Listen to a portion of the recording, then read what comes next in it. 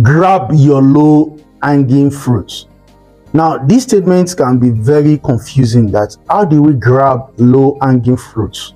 Now, if you have acquired any skill sets in the digital ecosystem, meaning that probably you can edit video, or you can do graphics, or you can code, okay, whether you're a web developer, a digital marketer, a data analyst, you have acquired some skill sets, and the statement is grab your low hanging fruit. What do I mean?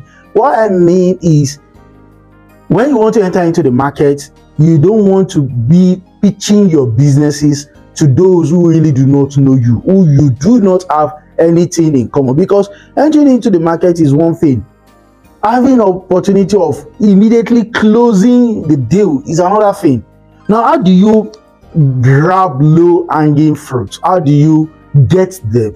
Low hanging fruits can be from different models. We have the premium model of business, premium, where you only sell to people with conditions. They must meet your own condition before you sell to them. Then we also have the freemium, where you can even give out your services for free in order to have people test your services or your product before you can now talk about money, in the case whereby there is a consistency in the payment on the utility of the business.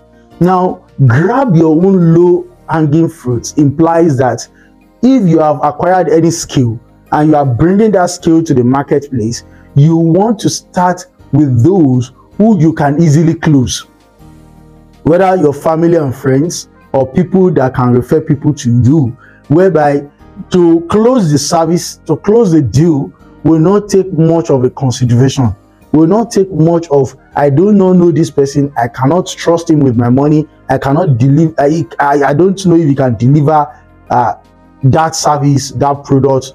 So let me give you an instance of a situation. Some young students, let me use the word, acquired web development skill, and they met with their father's friends and said, we can be your website for you. Now, having acquired the skill, their father's friends look at it that, okay, let's give these children the try. At least, even if they don't get the job done, they are literally our children. Okay, we'll just use that opportunity to train them. And that was how they started with having their contract. Now look at the situation whereby they got that contract, they delivered the project, and then use their parents' connections and network to multiply their customer base. So to them, they have the low hanging fruit and they can actually use it, which was what they did. You also have your own low hanging fruit. It just depends on how you can convert it or grab or use it. It does not really mean that it must be people your father, or it must be your father's friends, but it can be people within a close range. Okay, friends of a family, family of a friend. Okay, people that you know that know people. And except if you don't know anybody at all, which would be on the odd case, your congregation, I don't know your religious affiliation now, but your congregation can be your starting point. If you have a very good relationship with your congregation, even if you don't have it, you can start going and building that now, because that is an organization, and that organization can also have branches in other places. Let me also share a very interesting discussion that I had with somebody. Very, very interesting. The person was talking about, okay, this project, and he wants to get into the marketplace, and I recommended that go through your congregation.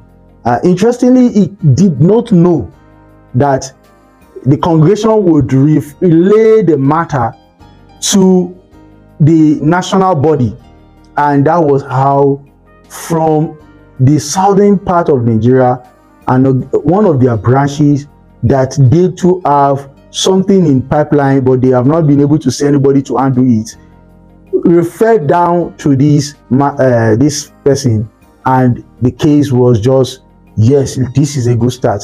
And from there, even though your low hanging fruits may not be everything you want, but it's always going to get you into the marketplace. It's always going to put your leg into the system. Your low-hanging fruit will be enough for you to say, I have done a project.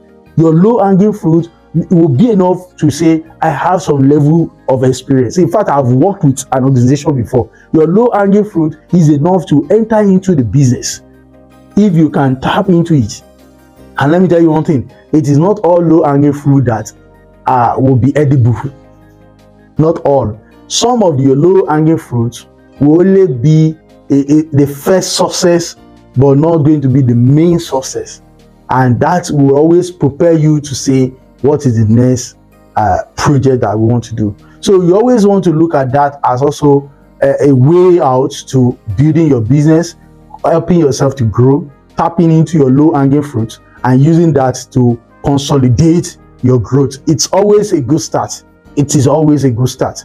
And that is why acquiring the skill that your low-hanging fruit would require is also a good thing. Now, when you want to acquire any skill, you can consider your environment to say, what will my low-hanging fruits require? So if I know they require graphics or video editing, I may be doing a programming course at the side also, but I want to enter into the tech industry. I want to start with having the tech knowledge that my low-hanging fruit requires. And immediately I've done that, I'm working with that, I will now put in my core for a bigger picture. And that is important. Guys, I've said some. I really want to say thank you. If you have found some lessons, don't forget to subscribe to my channel, be a part of my community, and I wish you all the best. Thank you and God bless. Bye for now.